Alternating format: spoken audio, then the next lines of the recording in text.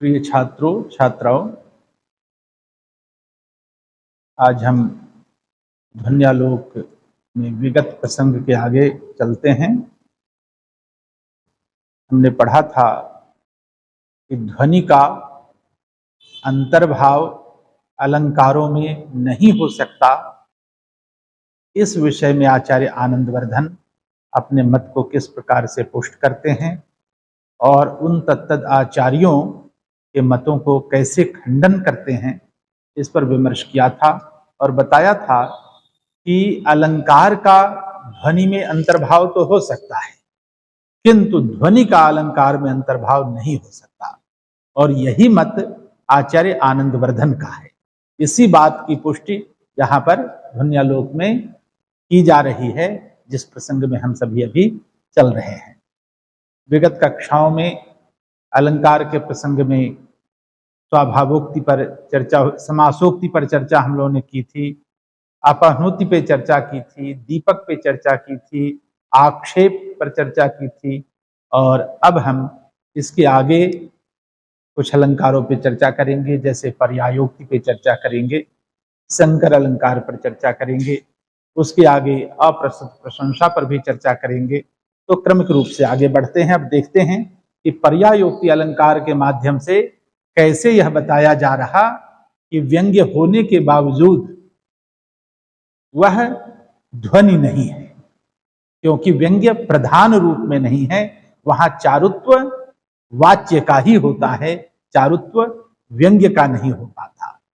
क्योंकि कई बार ऐसा होता है कि व्यंग्य उपस्थित तो है, किंतु व्यंग्य से ज्यादा सुंदर वाच्य ही प्रतीत हो रहा, अर्थबोध करने में आह्लाद पैदा कर दे रहा है वाच्य। व्यंग्य ज्यादा गूढ़ हो जा रहा है, व्यंग्य में वह आनंद पैदा नहीं हो पा रहा। तो इस प्रकार की परिस्थितियां जहां होती हैं, तो वहां व्यंग्य प्रधान नहीं हो पाता। और जब तक व्यंग्य प्रधान नहीं होगा, वह ध्वनि के रूप में नहीं माना जाएगा। यह पहले ही इस पर हम लोग चर्चा कर चुके हैं विविध प्रकारों से। अब देखते हैं कि क्या कहते हैं आचार्य पर्यायोक्ति के बारे में। कहते हैं कि पर्यायोक्तेपि यदि प्राधान्येन व्यंग्यत्वं तद्भवतु नाम तस्य ध्वनावंतर भावः।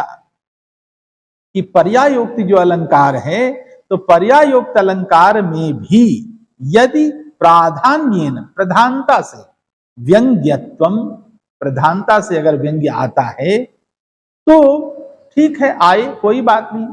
भवतु नाम हो, कोई दिक्कत नहीं है, व्यंग्य अगर आ रहा है प्रधान बनकर के। किंतु तस्य ध्वनौ अंतर्भावः, कि ध्वनि में उसका अंतर्भाव हो, ऐसा नहीं होता। ठीक, ध्वनि में तो अलंकार का अंतर्भाव होगा, लेकिन वह उस रूप में नहीं होगा जिस रूप में वह ध्वनि बन सके। ठीक है, अलंकार का ध्वनि में अंतर्भाव तो हो जाएगा, किंतु वह ध्वनि रूप न हो जाए। ऐसा नहीं होगा कि ध्वनि ही हो जाए। अगर ध्वनि के पास भी अगर पहुंच जाएगा, अगर मान लेते हैं कि कुछ आचार्य कहें कि जब ध्वनि के इर्द गिर्द है तो मानने में क्या दिक्कत है, तब भी उसे हम अलंकार ध्वनि कह सकते हैं। अगर अलंकार ध्वनि भी कह दिया तो भी फिर अलंकार में ध्वनि का अंतर्भाव नहीं माना जा सकता।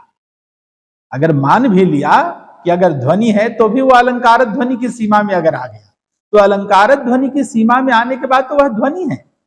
वहां भी प्रधानता तो हो गई व्यंग्य की, किंतु फिर वह अलंकार नहीं रहेगा, वह ध्वनि हो जाएगा। फिर हम अलंकार उसे मानेंगे ही नहीं, जब अलंकार है ही नहीं, उसका स्वरूप ही समाप्त हो गया। तो इस प्रकार की बात यहां कहते हैं। अब क्या कहते हैं, पहले हम पर्यायोक्ति को समझते हैं कि क्या है। पर्यायोक्ति का क्या मतलब है। सामान्य रूप से पर्याय किसको कहते हैं, एक, जैसे कहते हैं ना कि ये इस शब्द का यह पर्याय है, अर्थात एक शब्द ने जिस बात को बता दिया है, उसी को दूसरे शब्द के माध्यम से कहना। ठीक है, अब जैसे जल है, तो जल का पर्याय तमाम है ना, वारी है, अंबु है, तोय है, आदि आदि बहुत सारे हैं। ठीक है, लेकिन एक, जैसे काव्य रचते हैं तो एक शब्द का प्रयोग किया, तो एक ही शब्द बार बार ना आए, कहीं पर अंबु का प्रयोग कर लिया, कहीं पर तोय का प्रयोग कर लिया, कहीं नीर का प्रयोग कर लिया, कहीं वारी का प्रयोग कर लिया। तो ऐसे प्रयोगों को सामान्य रूप से पर्यायवाची शब्द कहते हैं कि ये शब्द पर्याय हैं इसके, अर्थात इससे काम नहीं चला तो दूसरे का प्रयोग करके हम काम चला लें। लेकिन अलंकार में यह क्या है कि पर्याय वहां भी है, अर्थात जिस बात को हम एक तरीके से कहते हैं और फिर उसे घुमा करके दूसरे तरीके से कह देते हैं, तो वहां पर वह पर्यायोक्त, पर्याय के माध्यम से बात कही गई, इसलिए पर्यायोक्ति है, पर्यायोक्त है। एक पर्याय के द्वारा कहा गया वही पर्यायोक्त है सामान्य रूप से। अब इसे हम लक्षण की दृष्टि से देखते हैं। यहां कहते हैं आचार्य भामह का लक्षण है कि पर्यायोक्तम यदन्येन प्रकारेणाभिधीयते, प्रकारांतर से किसी बात को कहना, एक ही बात को दूसरे रूप में कह देना, यही वास्तव में पर्यायोक्त है। तो वाच्यवाचक वृत्तिभ्याम शून्य नावगमात्मना, तो इस प्रकार से फिर इसी लक्षण को साहित्य दर्पणकार ने भी कहा, काव्य प्रकाशकार ने भी कहा, और सबने लगभग वही बात कही कि पर्यायोक्तम यदा भंग्या गम्य मेवाभिधीयते। आचार्य विश्वनाथ कहते हैं पर्यायोक्तम बिना वाच्य वाचकत्वेन यद्वचः, काव्य प्रकाशकार आचार्य मम्मट कहते हैं। तो हर जगह कहने का तात्पर्य यही है कि एक बात को हम प्रकारांतर से दोबारा कहते हैं, ठीक। तो वहां इस तरह की स्थिति जहां भी होगी वही स्थिति पर्यायोक्त अलंकार की होती है। अब कैसे, इसके बारे में जब हम चर्चा करते हैं, अब उदाहरण के रूप में इसे देखते हैं। कहने का तात्पर्य है कि जैसे उदाहरण, बड़ा सुंदर उदाहरण है कि शत्रु छेद दृढ़ेच्छस्य मुनेरुत्पथगामिनः रामस्यानेन धनुषा देशिता धर्म देशना। अब सब लोग जानते हो कि भगवान परशुराम के शिष्य थे पितामह भीष्म, और एक अवसर ऐसा भी आया था जब भगवान परशुराम के साथ पितामह भीष्म ने युद्ध किया था। महाभारत में प्रसंग आता है, वो अंबालिका वाला जो प्रसंग है, उस समय उनको युद्ध करना पड़ा था। परशुराम जी की बात नहीं मानी, इस वजह से उन्होंने कहा कि अब तुम्हें युद्ध करना पड़ेगा मुझसे। तो इस बात को लेकर के युद्ध हुआ और आखिरकार भीष्म पितामह से परशुराम जी हार गए, ठीक। अब इस प्रसंग को बड़ी सुंदरता के साथ यहां बताया गया। अब गुरु का हारना भी तो बुरा है, वह भी तो अपराध की तरह है, वो भी अनादर की बात हो गई ना कि हमने अपने गुरु को हराया। तो इस प्रसंग के भीतर से वह एक प्रकार का अनादर का भाव उत्पन्न होता, तो हमें वह नहीं कहना है। गुरु का अनादर भी न हो और वह बात भी सामने आ जाए, ठीक। तो इस प्रकार की जो शैली में कहने की कला है कवियों के पास होती है। तो उन्होंने बड़ा सुंदर कहा, इस उदाहरण को देखो, शत्रु छेद दृढ़ेच्छस्य मुनेरुत्पथगामिनः रामस्यानेन धनुषा देशिता धर्म देशना। कहा शत्रु छेद दृढ़ेच्छस्य, शत्रुओं को नष्ट करने की दृढ़ इच्छा वाले, उत्पथगामिनः उन मार्ग पर चलने वाले, श्रेष्ठ उच्च मार्ग पर चलने वाले जो मुनि हैं, कौन? परशुराम जी, भगवान परशुराम। तो उस मुनि भगवान परशुराम के रामस्य, तो उस राम के अनेन धनुषा, इस धनुष के द्वारा धर्म देशना देशिता, धर्म की के पालन की शिक्षा दी गई, अर्थात उनका धनुष हार गया। अब अर्थ निकला कि उनका धनुष हार गया, वे पराजित हो गए, लेकिन पराजित शब्द को कहीं नहीं कहना है, ठीक। यह तो अर्थ निकला कि वो पराजित हो गए, लेकिन कवि ने गुरुत्व के मान की रक्षा की, ठीक। परशुराम जी की भी रक्षा की, उनकी विद्या की भी रक्षा की, और इस दृष्टि से यहां बात कही, पराजय नहीं हुआ, यह नहीं कहा कि कहीं पराजय हुआ परशुराम जी का, लेकिन कहा कि परशुराम जी के धनुष ने परशुराम जी को धर्म पालन की दीक्षा दे दी, उपदेश दे दिया। अर्थात परशुराम जी जिस जिद पर अड़े थे वो ठीक नहीं बात थी, वो बात अच्छी नहीं थी कि एक शिष्य को इस प्रकार से उद्वेलित करना और कहना कि तुम मेरी इस आज्ञा को मानो ही, जो आज्ञा उचित नहीं है। तो आखिरकार शिष्य ने सिद्ध किया कि आपका यह आदेश ठीक नहीं था। ठीक है, तो इस दृष्टि से यह बात यहां कही गई। तो प्रकारांतर से, तो पराजय को प्रकारांतर से कहने का जो यहां पर स्वरूप आया, तो यह अपने आप में बड़ा अद्भुत है। और इस दृष्टि से यहां पर्यायोक्ति अलंकार है। यहां पर पराजित कर दिया, यह तो व्यंग्य अर्थ निकल रहा है, लेकिन पराजित करने वाला जो व्यंग्य अर्थ है, यह व्यंग्य अर्थ उतना चारुत्वोत्कर्ष देने वाला नहीं है जितना कि वाच्य अर्थ से धर्म देशना देशिता इसके माध्यम से ही पता चल जा रहा है। इसी में आनंद आ रहा कि उनके धनुष ने उन्हें धर्म पालन की दीक्षा दी थी। पराजय शब्द से व्यंग्य बताने की आवश्यकता ही नहीं, ठीक ना, अविधा के माध्यम से ही बात कह दी गई।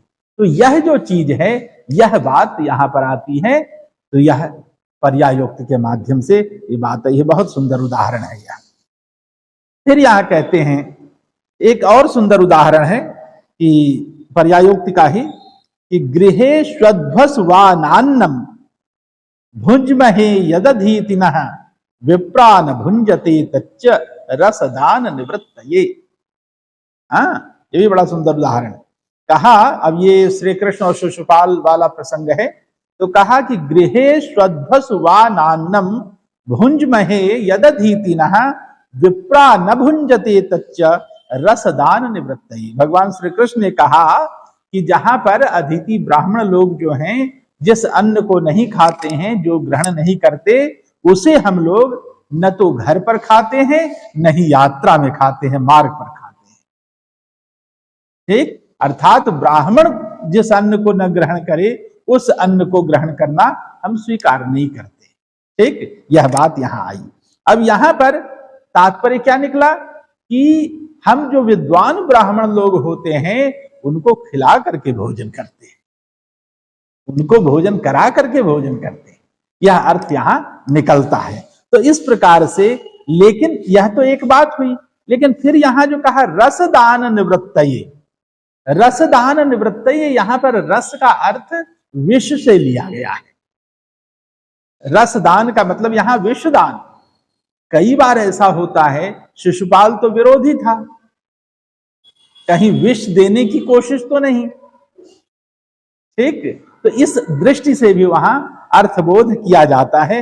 यहां बड़ा सुंदर कहा है कि यह जो रसदान निवृत्ति है, ये रस यहां पर विष का अर्थ है। उदाहरण देकर कोश का उदाहरण भी इन्होंने दिया कि श्रृंगारादौ विषय वीर्ये गुणे रागे द्रवे रसा। तो ये सब रस के रूप में आते हैं। तो विष के अर्थ में भी रस का प्रयोग होता है। तो यहाँ रसदान निवृत्ति जो है वह व्यंग्य रूप है, किंतु यहां पर इस व्यंग्य अर्थ से वह चारुत्व पैदा नहीं हो रहा, जितना चारुत्व वाच्य के माध्यम से उत्पन्न होता है। इसका मतलब यह है कि अलंकार पर्यायोक्त होने के बावजूद अलंकार के रूप में है, किंतु व्यंग्य भी है, किंतु प्रधान वाच्य ही है, प्रधान व्यंग्य नहीं हो पाता है। और व्यंग्य प्रधान नहीं हुआ तो फिर ध्वनि नहीं है। ठीक, तो इसीलिए इस आधार पर उन्होंने इसका खंडन किया। और इस खंडन के साथ ही उन्होंने यह भी कहा कि अगर मान लो कि अगर हम कह लेते हैं कि इसमें व्यंग्य तो है, तो व्यंग्य होने भर से नहीं होगा।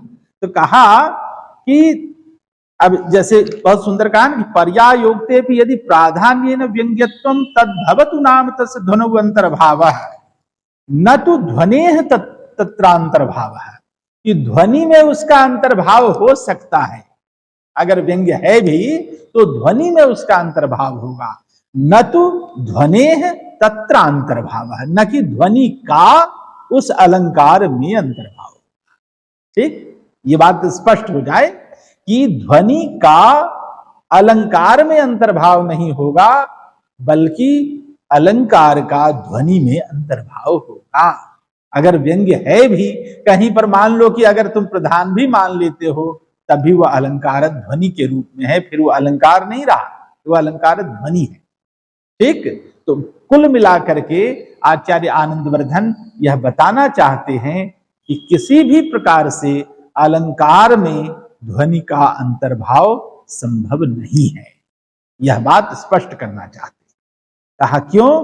तो तस्य महाविषयत्वेन अंगित्वेन च प्रतिपादयिष्यमाणत्वात्, कहा कि ध्वनि महाविषय है, वह महाविषय है। तो जो महाविषय है उसमें लघु विषय तो समा सकता है, किंतु लघु विषय में क्या महाविषय समाएगा? क्या नहीं समा सकता।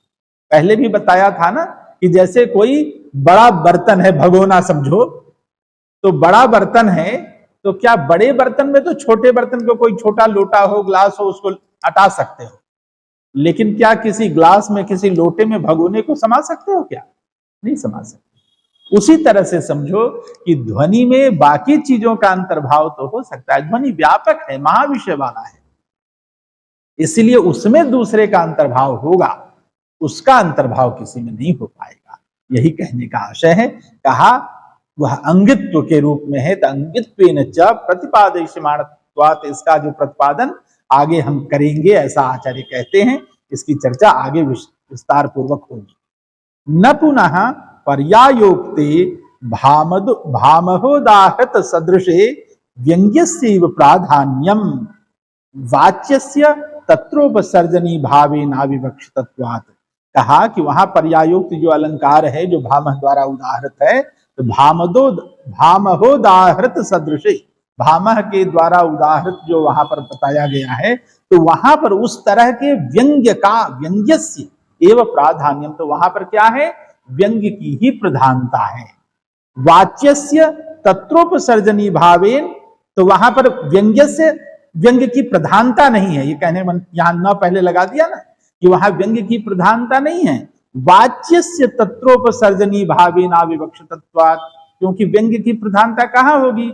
जहां वाच्य का उपसर्जन होगा, वाच्य के उपसर्जन होने के बाद ही ध्वनि की बात होगी। कहा था ना वहां यत्रार्थ शब्दो वा तमर्थमुपसर्जनी कृतस्वार्थौ व्यंग्यतः काव्य विशेषः स ध्वनिरिति सूरि भी कथितः।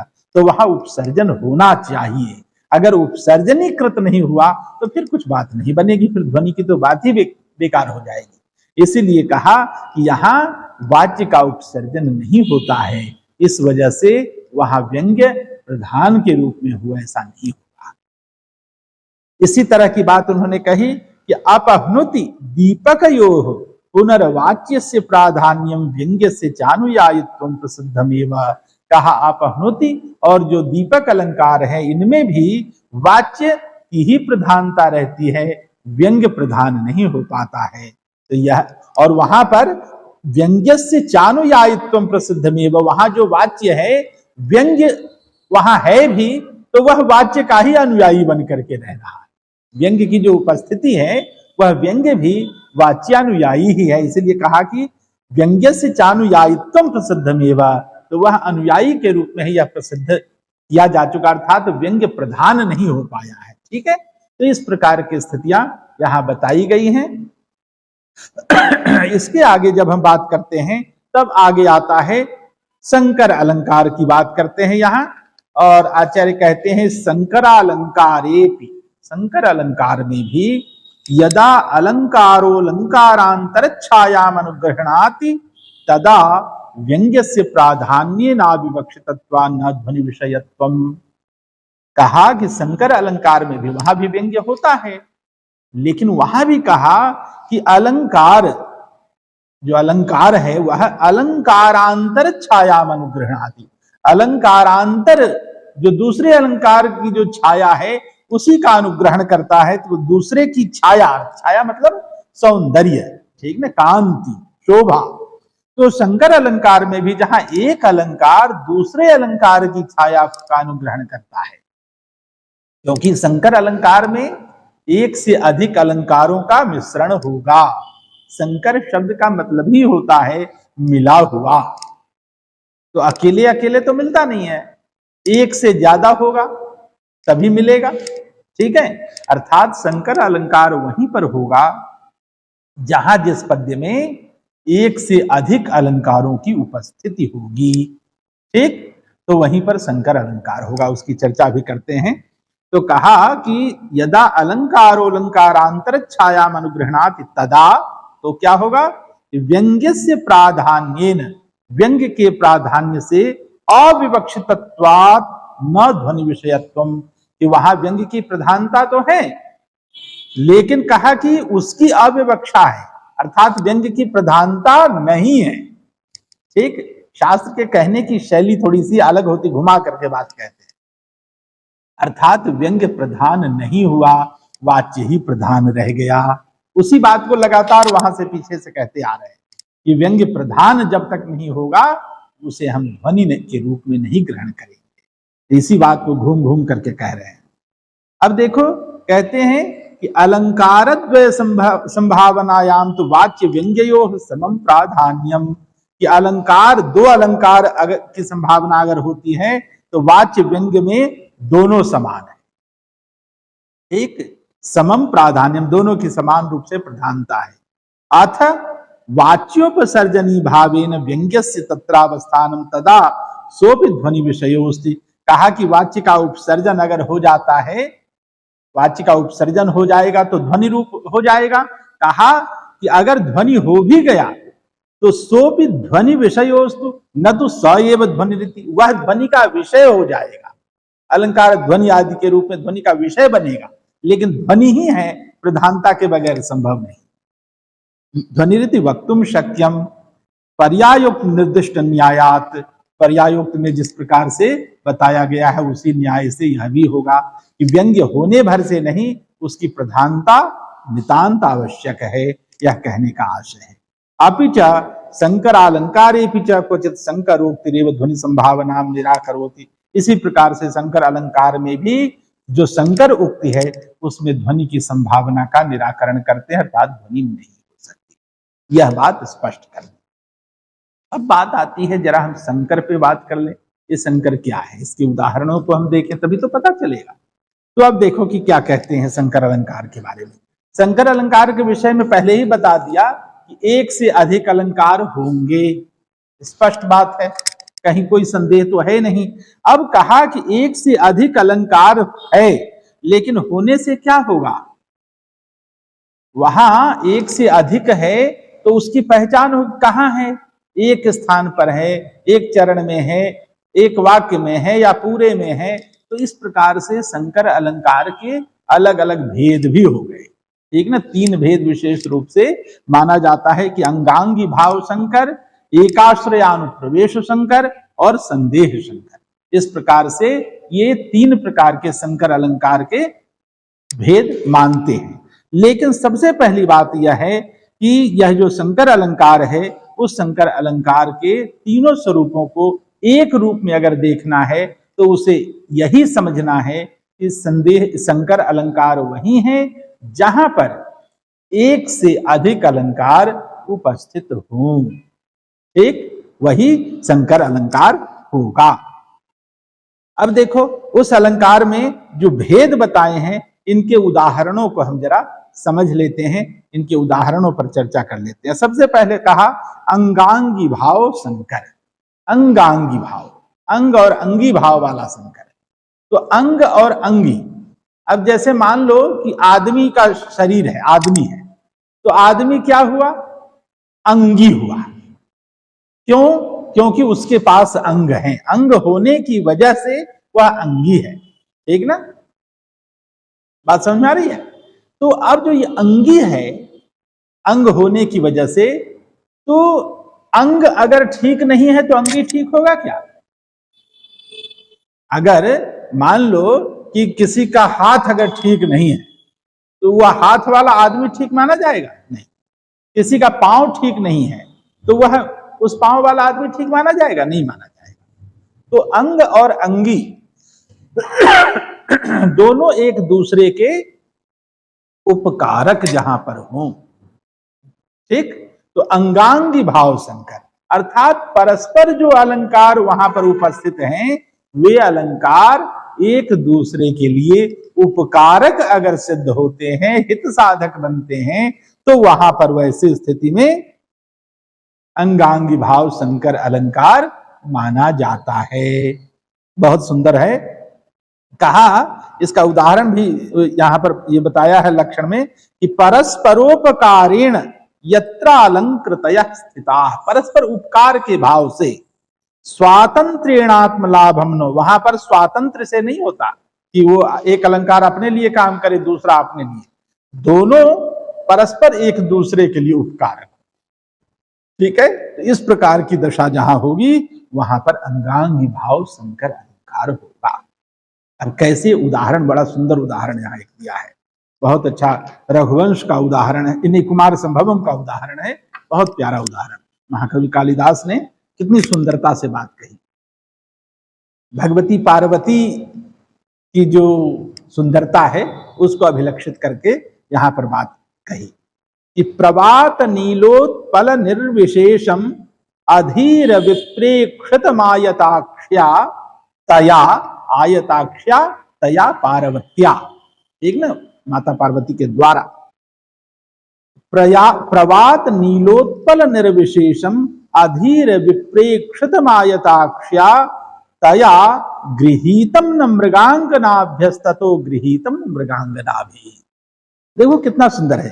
कहते हैं कि अब माता पार्वती की जो आंखें हैं बिल्कुल एकदम हिरणी की जो आंख होती है वैसी बड़ी बड़ी आंखें, तो तया आयताक्ष्या पार्वत्या, उस बड़ी बड़ी आंखों वाली भगवती पार्वती के द्वारा, ठीक है, प्रवात नीलोत्पल निर्विशेषम अधीर विप्रेक्षितम, कहा कि प्रवात मतलब कि हवा, तेज हवा, तो तेज हवा प्रवात नीलोत्पल, नील कमल, तो तेज हवा से जो चंचल है नील कमल, ठीक, तो उस नील कमल के समान, नीलोत्पल निर्विशेषम, नील कमल के समान, अधीर विप्रेक्षितम, अधीर जो तीक्ष्ण है, आंखें हैं, जो अधीर दृष्टि जिसे हम कहेंगे, तो वह अधीर दृष्टि।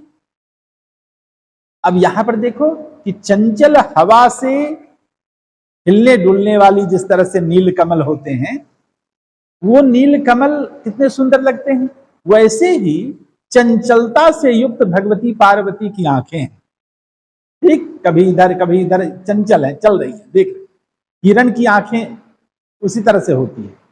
तो वह जो चंचलता है, तो कहा कि वह जो अधीर दृष्टि है वह किससे उन्होंने भगवती पार्वती ने ली।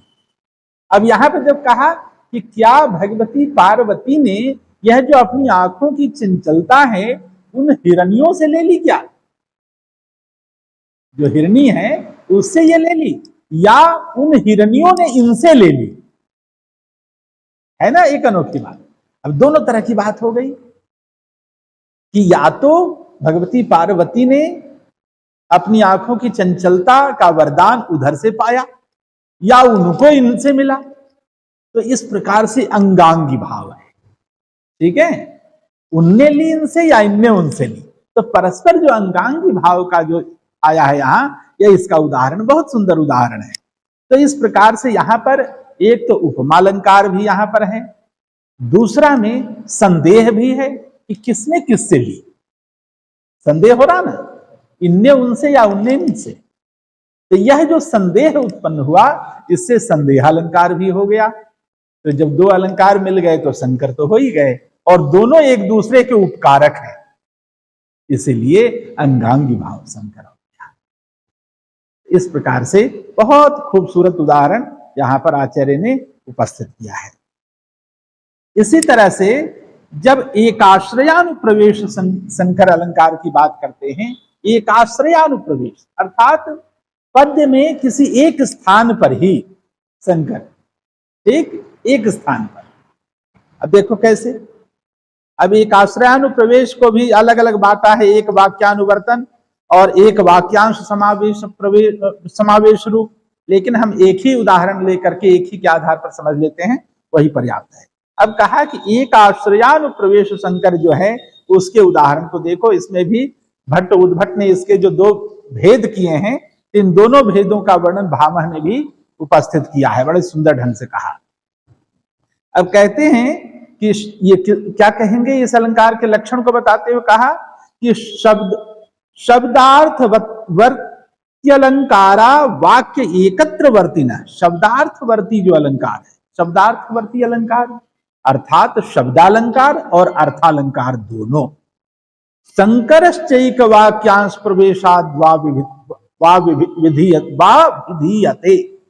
अब देखो कहते हैं कि जहां पर शब्दवर्ती अलंकार अर्थात शब्दालंकार और अर्थवर्ती अलंकार अर्थालंकार दोनों ही अलंकार उपस्थित हों, एक ही पद में शब्दालंकार हो, एक अंश में ही शब्दालंकार भी हो और अर्थालंकार भी हो, दोनों अलंकार जहां एक जगह पर मिल जाए तो समझो कि वह संकर अलंकार तो हो ही गया, और वह संकर भी एक आश्रयानुप्रवेश संकर के रूप में माना जाएगा। अब उदाहरण के रूप में बड़ा सुंदर एक पंक्ति यहां पर उपस्थित है, कहा कि स्मर स्मरमिव प्रियम रमयसे यमालिंगनात्।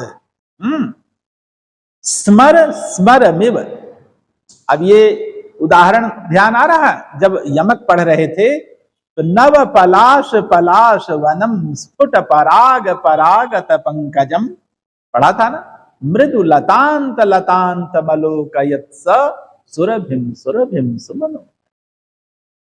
अब क्या था यमक में कि क्रमेण तेनैवावृत्ति, क्रम से वहां पर आवृत्ति है, क्रम से।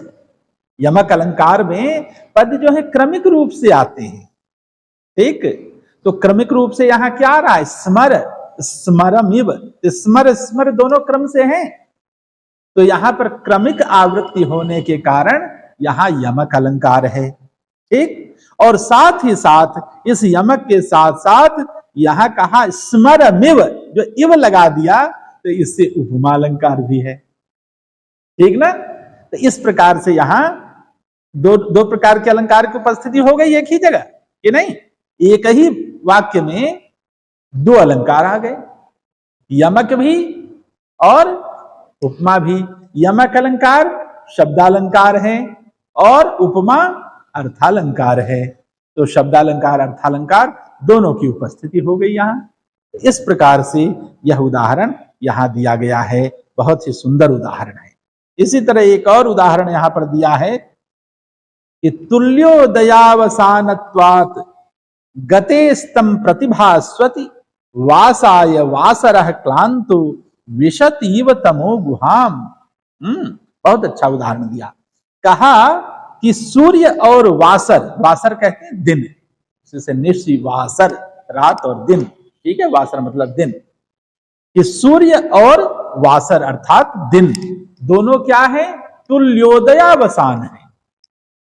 सूरज के उगने का मतलब है दिन का आ जाना, सूरज के जाने का मतलब है दिन का चला जाना, नहीं तो तुल्य उदय और अवसान वाला हुआ, तुल्योदयावसान अर्थात एक है तो ही दूसरा है, एक अगर खत्म तो दूसरा भी खत्म, ठीक ना। तो यह बात यहां बताई गई। तो ये तुल्योदयावसानत्वात् गतेस्तम प्रतिभास्वति, और दोनों का उदय और अस्त जो है एक ही समान होता है। दिन का उदय सूरज के उदय से जुड़ा हुआ है और दिन का अस्त होना सूरज के अस्त होने से जुड़ा हुआ है, नहीं। इस प्रकार से कहा वासाय वासरः क्लांतो विशतीव तमो गुहाम। इसीलिए कहते हैं कि यहां पर वासर जो है तमो गुहा में, जब सूरज चला गया तो निवास करने के लिए दिन भी अंधकार की गुफा में चला गया, ठीक ना, उसने भी अंधकार की गुफा को चुन लिया। तब दोनों तुल्योदयावसान है, तो एक दूसरे के प्रति दोनों बंधे हुए हैं, दोनों समान रूप से गुथे हुए हैं, इस प्रकार से। तो यहां पर कहा कि ये जो सूर्य चूंकि स्वामी के रूप में माने जाते हैं और दिन उनका सेवक है, तो सेवक, स्वामी और सेवक का जो संबंध है एक दूसरे से जुड़ा हुआ, तो तुल्योदयावसान के रूप में उसे यहां पर लिया है। तो यहां पर यह भी एक बड़ा सुंदर सा उदाहरण यहां पर है। तो इस प्रकार से हम देखते हैं कि यह जो शंकर अलंकार है इसके अंगांगी भाव शंकर और एकाश्रयानुप्रवेश शंकर इसके उदाहरण आए। एक और उदाहरण आता है संदेह शंकर, ठीक ना, संदेह। तो संदेह शंकर में क्या है, कहा, बहुत सुंदर उदाहरण यहां भी दिया है, कहा कि विरुद्धालंकृयोल्लेखे समम तद्वृत्य संभवे एकस्य च ग्रहे न्याय दोषा भावे च शंकरः। और फिर यहीं पर उदाहरण बड़ा सुंदर दिया है, कहा कि विरुद्ध अलंकारों का जहां वर्णन होता है तो विरुद्ध अलंकारों के वर्णन होने पर उनकी एक साथ स्थिति असंभव होने और किसी एक के मानने में युक्ति या दोष न होने पर संदेह शंकर अलंकार होता है। ठीक, अर्थात जहां पर संदेह की उपस्थिति हो, शंकर अलंकार एक से अधिक अलंकार की उपस्थिति होगी तो शंकर हो गया, लेकिन वहां पर संदेह की उपस्थिति हो, ठीक ना। अब जैसे संदेह की उपस्थिति वहां भी हुआ था ना कि इन्होंने इससे चंचलता आंखों की ली या उन्होंने इससे ली, तो संदेह उत्पन्न हुआ था। तो विरुद्ध स्थितियां जहां पर हो उसमें दोनों, यह भी ठीक लगे वह भी ठीक लगे, और दोनों में संदेह उत्पन्न हो कि ये सही है कि ये सही है, ठीक। तो इस प्रकार की स्थिति जहां होगी। अब यहां पर भी एक उदाहरण इन्होंने दिया संदेह का, देखो बड़ा सुंदर उदाहरण है। कहा शशि वदना सित सरसिज नयना सित कुसुम दशन पंक्तिरियम गगन जलस्थल संभव हृदयाकारा कृता विधिना। अब कितना सुंदर है, बताया कि कोई सुंदरी है, उस सुंदरी के सौंदर्य का वर्णन करते हुए कहा कि ब्रह्मा जी के द्वारा ये जो चंद्रमुखी है, सुंदरी है, यह शशि वदना, चंद्रमा जैसे मुख वाली चंद्रमुखी, असित सरसिज नयना, यह कृष्ण कमल की समान आंखों वाली है। हाँ, असित मतलब कि ऐसा कमल जो सफेद कमल नहीं है, कृष्ण कमल है, ठीक ना। तो कृष्ण कमल की तरह की आंखों वाली है। और क्या है, सित कुसुम दशन पंक्तिरियम। अब एक में कहा चंद्रमुखी, ठीक, एक तो यह कहा शशि वदना, फिर दूसरा कहते असित सरसिज नयना, कृष्ण कमल की तरह आंखों वाली। फिर कहा कि सित कुसुम दशन पंक्तिरियम। सित कुसुम अर्थात जो बिल्कुल सुंदर चमकदार धवल फूल हैं, उसकी दांत से कहा है तो दांत तो चमकदार ही अच्छे होते हैं, तो कहा कि सित कुसुम अर्थात बिल्कुल सफेद जो फूल हैं, सुंदर फूल हैं जिसमें चमक है, ऐसे फूल के समान जिनकी दशन पंक्ति है अर्थात दांतों की पंक्ति है, ऐसी नायिका। कहा कि यह जो है गगन जल स्थल संभव हृदयाकारा कृता विधिना, तो यह नायिका ऐसी है कि लगता है जो एक ही साथ आकाश में भी, जल में भी और स्थल में भी, सब में बना दिया गया इसे। ब्रह्मा जी ने कैसा बनाया इसे कि इसकी उपस्थिति एक साथ आसमान में भी कर दी, जल में भी कर दी और धरती पर भी कर दी। धरती, आकाश और पानी सब में। कहा कैसे, ऐसा तो नहीं हो सकता कि एक ही व्यक्ति आकाश में भी हो, धरती पर भी हो और पानी में भी हो, कैसे होगा। तो संदेह पैदा हुआ ना। ये सब विरोधी चीजें हैं, ये सब एक साथ तो उपस्थिति नहीं है संभव, लेकिन फिर भी कवि के संसार में सब कुछ संभव है। इसी सब असंभव को संभव कैसे बनाया जाए, इसीलिए सारे अलंकार से बनाए गए, ठीक ना। हाँ, कुछ भी संभव है।